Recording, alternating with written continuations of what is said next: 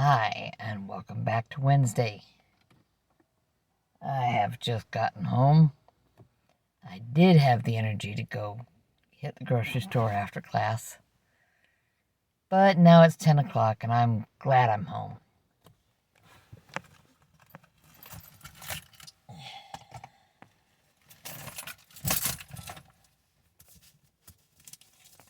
Picked up mail on my way out. Apparently it's only important if other people are expecting stuff.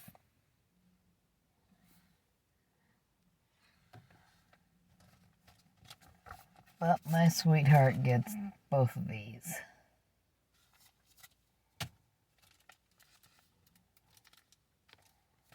Oh well. I've got my bag and my keys and my wallet.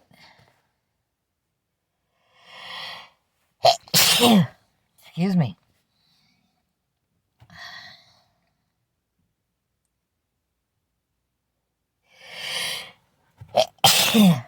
Always have to wait a minute. Yeah. There's always one more coming, right?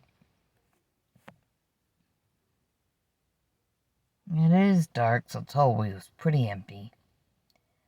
And it's still humid. Excuse me. So, it's like the closer to home I got, the more that little bit of fog on the inside of the glass came up.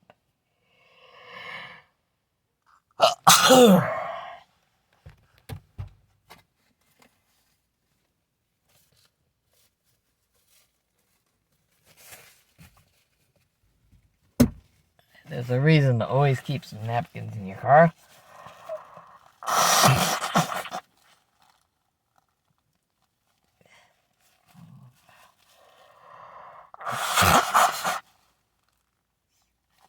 Yeah. I have a couple of bags shopped for from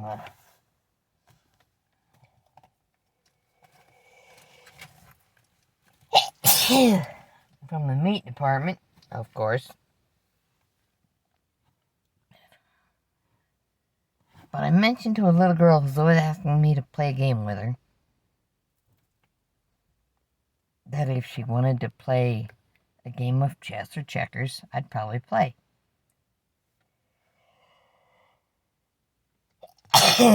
I'm not amazingly excited over little electronic screens. Although, Monday, Master Robert managed to beat her at her games. Which is good, because she likes her games. Plays them a lot.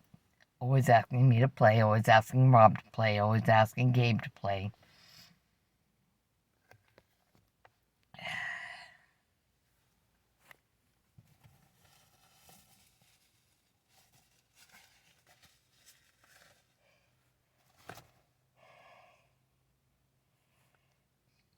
But she plays them and she's good at them.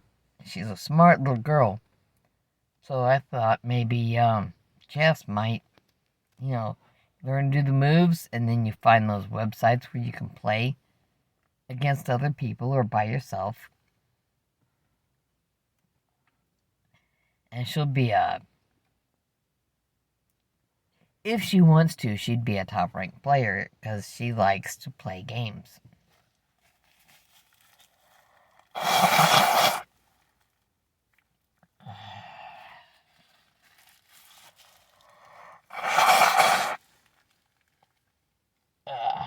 Excuse me. But,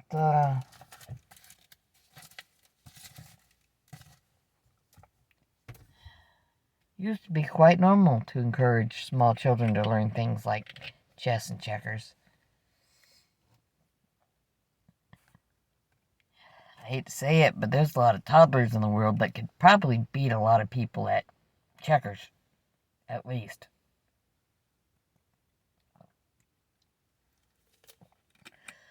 But once they learn the same board is used for playing both games, you can kind of expect them to kind of take off with that knowledge.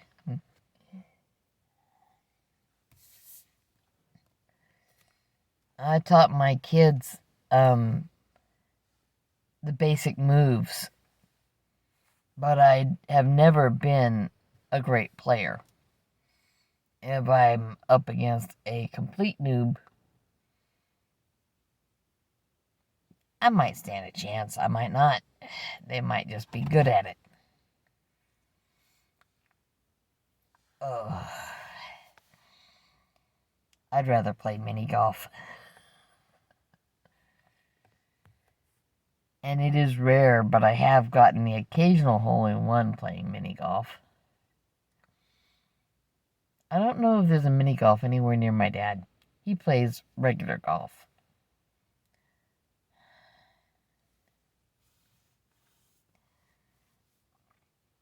I don't know if he even does that anymore.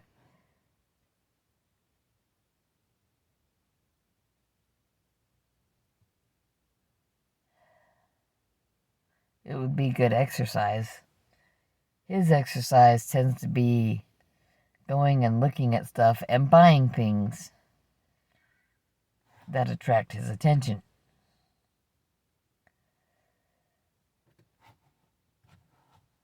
I hope he got his front door replaced. He was looking at doing that soon. It had glass side lights next to the door, which he has always seen as a security flaw. He's not wrong. Smart guy. But if someone can break the glass, and they might have to use something to do it with, especially if it's a nice thick glass. But if they can break the glass, they can reach in and unlock the door.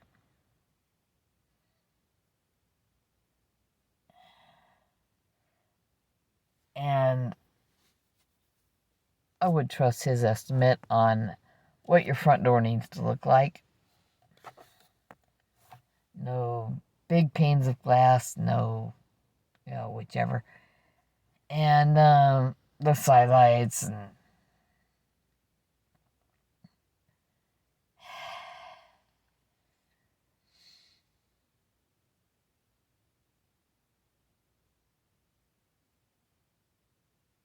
no matter what your house looks like, there's probably something you can do to improve security. If you've got some basement windows that stick up just, they're ground level, whatever, you can do stuff with that too and improve security.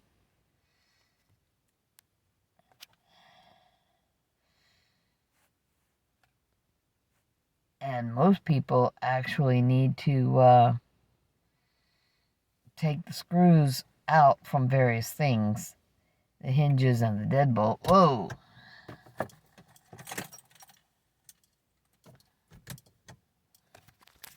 Let's try opening the door. There we go. But hinges and deadbolt, and then you put in super long screws that go into the actual framing of the house, as opposed to just into barely in holding on the pieces, the striker plate and the parts of the doorknob. Go figure. Because if you can get 2.5-inch deck screws and sink them into the framing, you will have beefed up your door.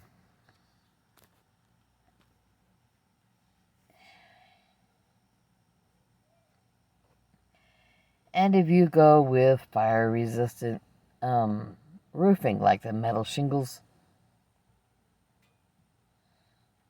that'll probably beef up your roof versus things that might make it flame on. If a spark is settling after the whole neighborhood has been lit up by 4th of July stuff, you want a roof that's not going to flame up. Whew.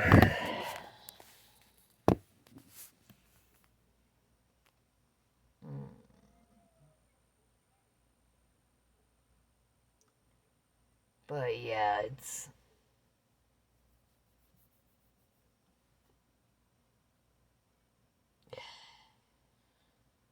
A bag, mail, bottle of water, keys. Pretty much got everything together. I did not want to be messing around with my wallet in the front of the grocery store. So I made sure to put my card in my pocket and put my wallet back in my bag before I got to the check stand. Before it was my turn to check out. I did have a live checker. And I will keep going to regular check stands instead of self-check to protect American jobs. It's their job anyway. Until I get a discount for self-check, nope. And I'm not just going to do a self-discount at self-check the way some people do. Stealing from the store just because they have like 90% self-check, that's wrong. Theft is theft. I don't care what your excuse is.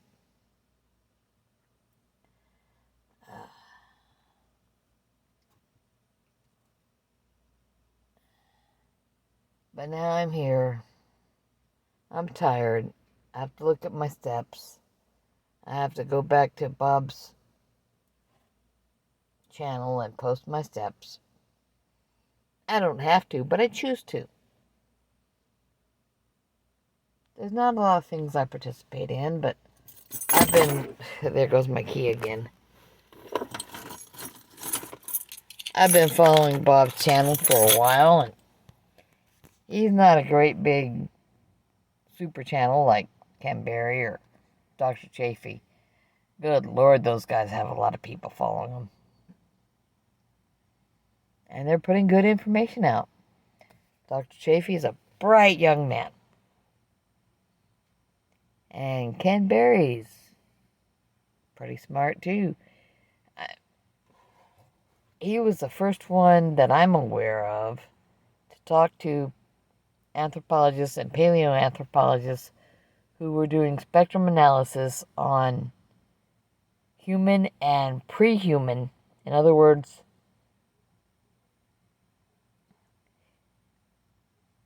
pre-human hominids.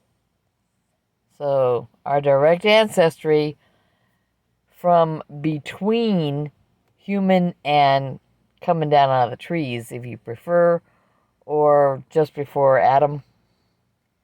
I got room for both concepts in my head.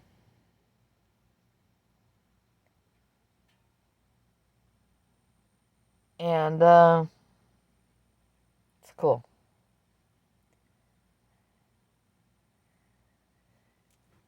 But remember, Abraham was Stone Age man.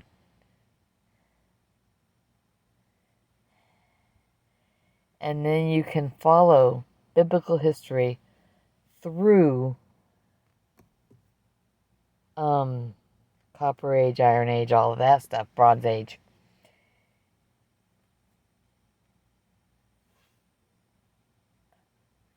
Copper tools similar to the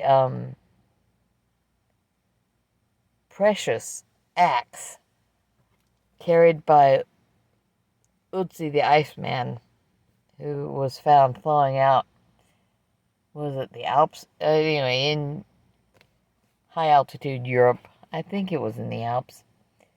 But woven grass, this and that. But he had an early Copper Age axe. A precious, precious thing.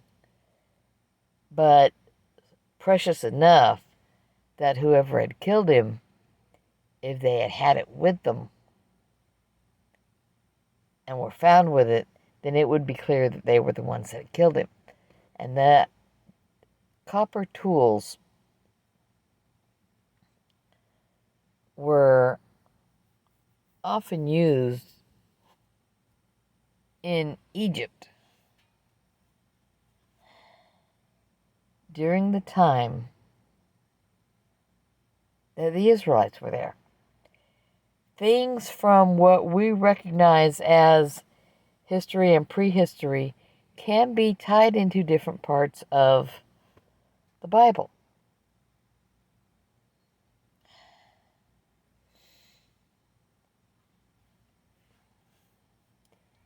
And, a lot of people want to have huge, horrible fights about what to say about this era or that era or what happened when. But Abraham was a Stone Age man, and Egypt already had the name Egypt then. He and his wife went into Egypt, remember? If you know the stories, you know that she was already old. They were already old. And Pharaoh was smitten. But they were also keepers of animals. And that's about early agricultural period, because people who were keeping animals had to keep moving to find grazing and forage for their animals.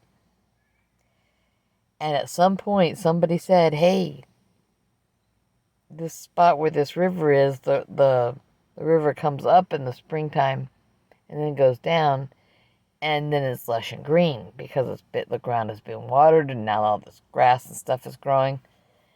And somebody said, or somebody figured out, we can keep more animals if we raise what they eat. If we take them out of here during the flood stage and bring them back to graze when it's not flooding. We raise what they need to eat all winter when nothing's growing. And then the occasional drought isn't going to be as painful. And then at some point someone figured out, hey, we can do this and make bread out of the stuff that we were raising for the animals. That's theoretical. Grains and legumes and pulses became slave food. Meat was for the wealthy.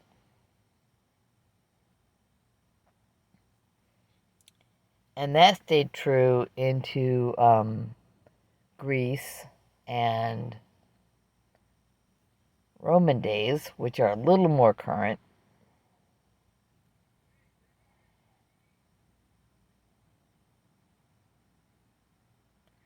Because, you can make these people plant and harvest, and then that's what they get to live on. As long as you've got enough for the animals, the wealthy would still be eating meat.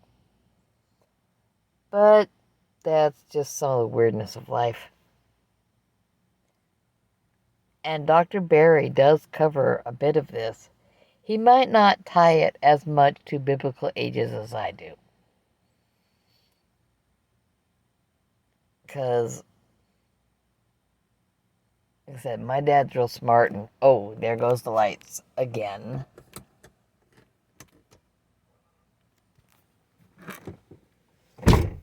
There we go. But, yeah. This is gonna look a little awkward, keep going dark. I don't have my key in the ignition, so it's gonna turn off in a minute again. But,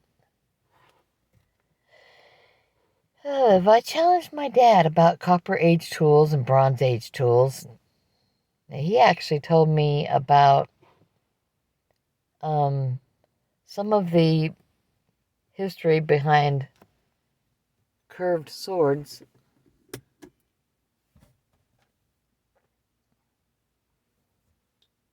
That's way back. I don't know if that was copper edges on wooden swords for the beginning of those, or if it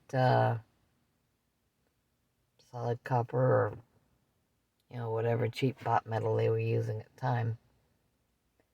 But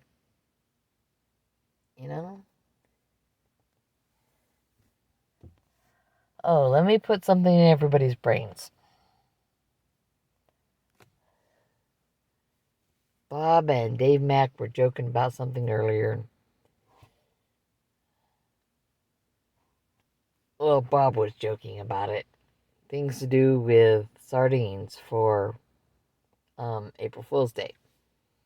Well, for one thing, Bob, for the right texture and weight, you don't put sardines in. You put mayo or mayo and mustard in. You just get some donuts that are made for jelly donuts and get a big plastic syringe and squirt mayo in there. Welcome to April Fool's Day. No. But that way it'll feel right. If somebody picks up a donut that's full of sardines, the weight will be wrong. Still be gross, but it would be wrong. I mean, I wouldn't be taking a bite out of something that didn't weigh correctly in my hand. But, yep. Tools, farming, agriculture. I mean, the agriculture had to come along at some point once people were eating domesticated animals. But, speaking of domesticated animals, I have a lamb chop and some other stuff to take in. A lamb shoulder steak, I think. I wound up with something nice and a few other nice. And now it is almost 10:30. Remember, y'all, eat something healthy. Look up something. Make your brain learn something. If you don't play chess, have someone show you how. If you don't play checkers, get a set. Because you never know when the lights are going to go out and it's time to do something in the small amount of light that you can get in the window at your apartment, you know. But there's so much to do in life, and no point sitting around being bored when you could be doing something to make your head better. Make your body better. Go for walks.